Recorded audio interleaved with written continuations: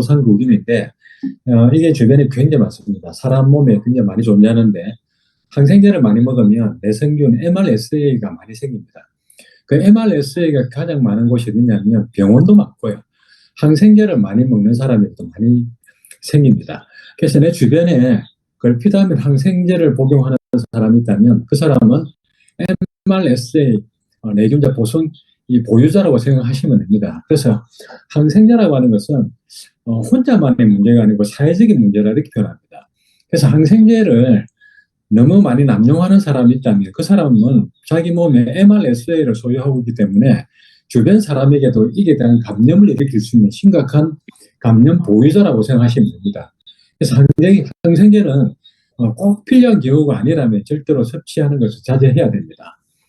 그 다음에 반코마이신 내성 장내 구균이라는 것이 있는데 이건 장내에서 발견되는 것인데 이 경우는 슈퍼박테리아가 보통 반코마이신 내성 장내 구균 그래서 한번 감염되면 어떠한 치료제도 소용이 없다 이렇게 말하는데 죽음에 이르는 굉장히 위험한 균이 MRSA 그러니까 VIR 반코마이신 내성 장내 구균 이렇게 표현합니다. 이런 균들이 제일 많은 곳이 어디냐면 아까 약을 많이 먹는 사람 근처에 굉장히 많고요. 그 다음에 병원에 굉장히 많습니다. 병원은 깨끗한 곳이 아니고 병원은 항생제 처방이 맞기 때문에 병원에 가면 이 균이 굉장히 많습니다. 그래서 여러분이 병원을 가시게 될 때, 부득이하게 가시게 될 때, 준비물이 있는데 뭐냐면 고무장갑을 준비해 가시기 바랍니다. 왜냐하면 손잡이에 굉장히 많은 균이 묻어 있거든요. 그래서 문을 열 때, 손잡이에 고무장갑을 끼고 손잡이를 사용하시기 바라고요. 만약에 부득이하게 손잡이가 없다면 가만히 기다렸다가 다른 사람이 들어갈 때 따라 들어가는 그런 지혜를 발휘하시기 바랍니다. 그만큼 이 내성균은 위험하다 이렇게 말씀을 드리는 겁니다. 자, 장내 미생물 균형을 유지하고 건강한 삶의 기초가 되는 것이 유산균입니다. 유산균은 장내 미생물의 균형을 유지하는 데 굉장히 중요한 역할을 합니다. 유산균은 장내 유익균의 성장을 촉진하고 병원성 세균의 정식을 억제하는 데 도움을 줍니다. 특히 내성균의 정식을 억제하는 데 효과적입니다. 그래서 우리가 유산균을 먹는다 단순히 장만 좋게 한다는 의미가 있는 것이 아니고요. 내성균의 정식을 억제하는데 유산균의 효과가 탁월한 효과를 가지고 있습니다. 또 아무런 유산균이 효과가 있는 것이 아니고 내성이나 면역 체계에 뛰어난 유산균주가 있습니다. 그러한 균주를 섭취하는 것이 굉장히 중요하다 이렇게 말씀드립니다. 근데 그 균주에 대한 설명은 뒤에 제품에서 제가 설명을 드리겠습니다. 자, 내성균은 항생제에 대한 내성이 강합니다. 그래서 치료가 어렵습니다. 유산균은 장내 환경을 건강하게 유지하고 내성균이 자리 잡을 가능성을 줄여줍니다. 그래서 우리가 평소에 좋은 유산균을 섭취한다는 것은 면역을 강화한다라는 차원도 있고요. 우리 몸에 치명상을 일으킬 수 있는 내성균은 어떠한 항생제에도 듣지 않는다 이런 의미를 갖고 있습니다. 그래서 그런 균이 감염되면 죽음에 이르는 치명적인 문제를 야기시키기 때문에 우리가 유산균 섭취가 굉장히 중요하다는 말씀을 강조드립니다. 자, 다음에 일반적인 사람들이 왜 이럴까라고 느끼는데 그 원인 중에 한 가지가 장무수 증후군이라는 게 있습니다. 장무수 증후군이라는 것은 장벽의 투과성이 증가한다. 이 말은 장벽은 장 속에는 각종 오염물질, 독소, 그 다음에 덜 분해된 단백질 이런 것들이 있는데 이런 것이 혈관을 타고 나오면 절대로 되지 않습니다. 그런데 장에 누수가 생겨서 그러한 독소나 오염물질이나 덜 분해된 단백질이 장벽을 타고 나와서 혈관 밖으로 나오게 되면 독소와 박테리아가 혈류로 유입되는 질환입니다. 이런 질환이 일어나면 이런 증상이 나타나면 제일 많이 나타나는 게 어떤 것이냐면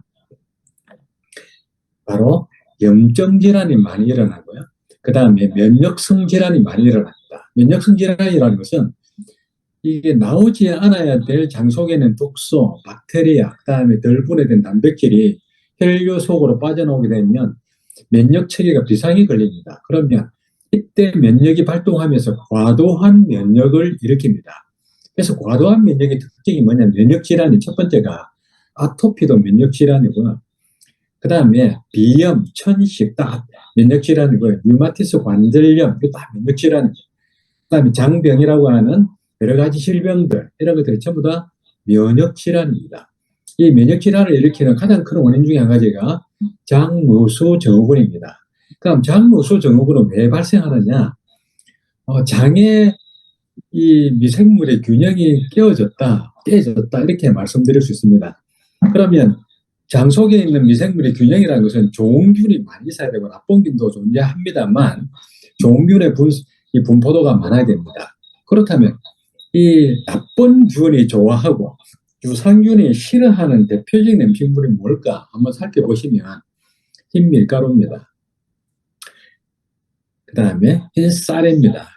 그리고 설탕을 먹으면 이거는 유산균이 좋아하는 것이 아니고 유해균이 너무 좋아합니다. 병원에 아이를 데리고 병원에 갔더니 병원 치료를 마치고 아이들한테 아이고 귀엽다라고 사탕을 주어집니다. 사탕을 먹으면 아이들이 장 속에 유해균이 증가하고 면역이 떨어집니다. 몰라서 줬다 이렇게 생각할 수 있겠지만 만약 알고 줬다면 바로 이런 의미가 되는 것이겠죠. 내일 병원에 또 온나 이런 의미를 가지고 있을 거라고 생각됩니다. 그래서 설탕은 장이 굉장히 안 좋은 물질입니다. 자, 그래서 장이 좋지 않은 것은 대표적으로 인스턴트, 섬유질이 부족한 식사, 이런 걸 많이 스트레스 이런 걸 많이 받으면 장누수가 일어나고 장누수 증후군이 발생됩니다. 그래서 이 식생활의 패턴도 개선시키는 것도 굉장히 중요하고요. 좋은 유산균의 섭취, 굉장히 장누수 증후군을 막아주는 데 굉장히 중요한 역할을 합니다. 그래서 유산균은 장벽의 염증을 감소시키고 장벽의 투과성을 개선하며 장벽을 통해서 오염물질이나 덜 소화된 단백질이나 박테리아가 빠져나가지 않도록 하겠다는 뜻이고요. 장내 유익균의 정식을 촉진하여 장누수 증후군을 완화하는 데 굉장히 큰 도움이 됩니다. 그래서 이런 차원에서 우리는 유산균이 굉장히 필요합니다. 자, 그럼 유산균에 관계된 제품을 한번 공부해 보도록 하겠습니다. 자, 프로바이오틱스, 가스포트, 장에 도움을 주는 유산균입니다. 두 번째 뇌라고 불리는 장신경계는 소화를 관리하고 뇌와 소통하는 데 도움이 되는 신경망으로 기분, 인지 및 전반적인 건강에 영향을 미칩니다. 장이 좋아지니까 뇌가 좋아진다. 그리고 기분과 인지 능력이 좋아진다. 이렇게 말하고 있습니다. 장을 두 번째 뇌다. 이렇게 표현하는 거죠. 그래서 이 제품이 가격으로 16.95달러. 너무나 착한 가격입니다. 10가지 균주가 들었고요. 10가지 균주. 프로바이오틱스가 있고, 마리수를, 이 균주는 CFU가 이 단위를 말하는 건데, 600억 마리. 쉽게 표현하면, 10가지 균주에 600억 마리의 유산균이 있다. 이렇게 말할 수 있습니다. 그리고, 제가 유산균을 여러 가지를 봤었는데, 소화효소가 들어있는 유산균을 처음 봤습니다. 소화효소 9가지가 들어있다. 그 다음에 유기농 프리바이오틱스. 프리바이오틱스라는 것은 유산균의 먹이를 말합니다.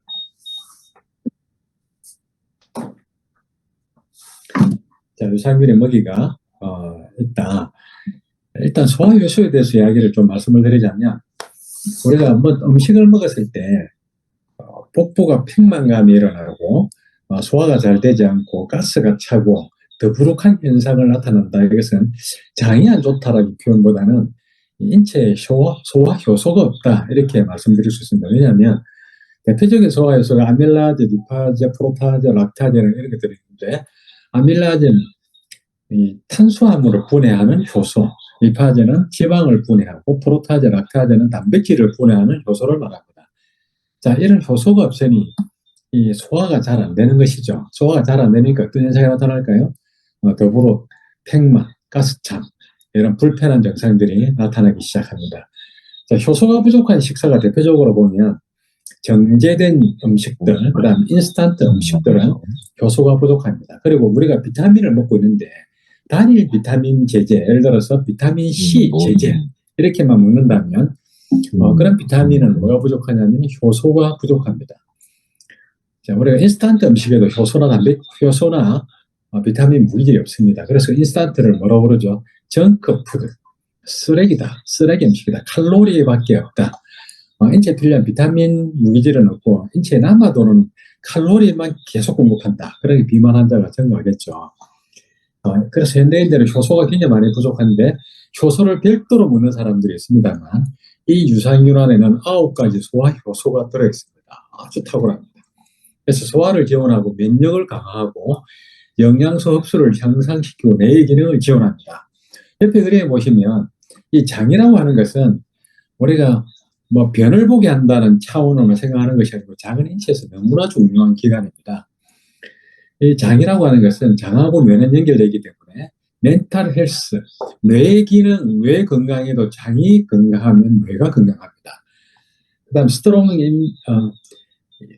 임미온 시스템, 이거는 뭐냐면 강력한 면역 작용을 합니다. 장 속에 균주가 제일 많죠. 면역균들이 장 속에 인체에서 가장 많이 존재하는 곳이 장입니다. 그래서 장이 좋아지면 면역체계가 좋아진다. 그 다음에 장은 이 장 속에 있는 유산균들은 이 지방과 이 효소 역할도 같이 합니다. 그래서 소화를 촉진하고 분해하고 지방을 억제하는 이런 여러 가지 작용을 합니다. 그래서 우리가 장이 좋아지면 다이어트가 된다. 그 다음에 수면의 질도 개선시키고 호르몬 밸런스도 맞춰줍니다. 이게 유산균이 하는 기능들입니다.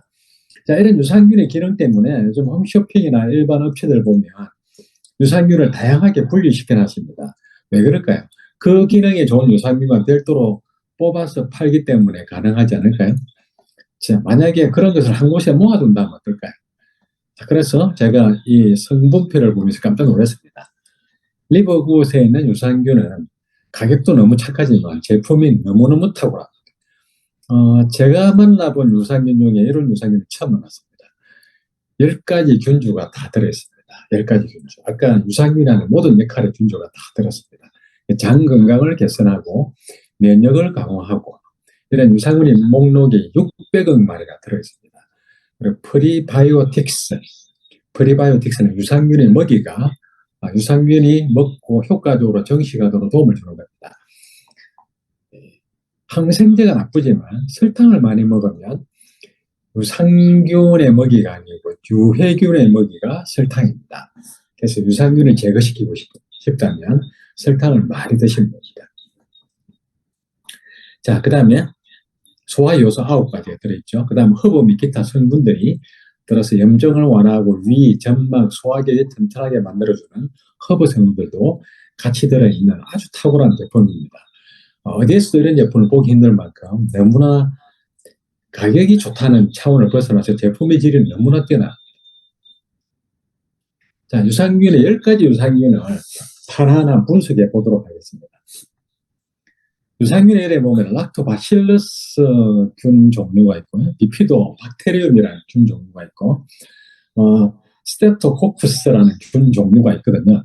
그래서 락토바실러스 균의 6가지를 살펴보면 몇 가지만 보도록 하겠습니다. 플란타리움 같은 경우는 지방 흡수를 억제한다. 지방 흡수를 억제한다. 그럼 무슨 말일까요? 좋은 유산균이 지방 흡수를 억제하기 때문에 다이어트에 효과적이다. 이걸 말하고 있습니다. 불가리스, 유당불내증을 개선시켜준다. 우유를 먹으면 설사하는 사람들에게 아주 효과가 있다. 그 다음에 애시도필러스라는 균은 병원성 박테리아를 억제합니다. 대장균 콜로스트리디움이라는 여러 가지 이 병원성 박테리아를 억제한다. 마찬가지로 내성균도 억제하는 효과를 가지고 있고 면역 반응을 조절하고 질 건강을 개선한다. 여성들의 질 건강 유산균이 별도로 나와 있는 점을 이걸 보면 알 수 있을 거라고 생각됩니다. 왜 별도로 만들었을까요? 이 한 곳에 넣었습니다. 여기서는. 자, 그 다음에 카세이라는 게 있었는데 면역력을 강화하고 항체 생성을 지원한다. 살리바리우스라고 하는 것은 구강 및 위 건강을 지원한다. 헬리코박터균을 억제하는 유산균이 들어있습니다. 가스 및 복부 팽만감을 원한다.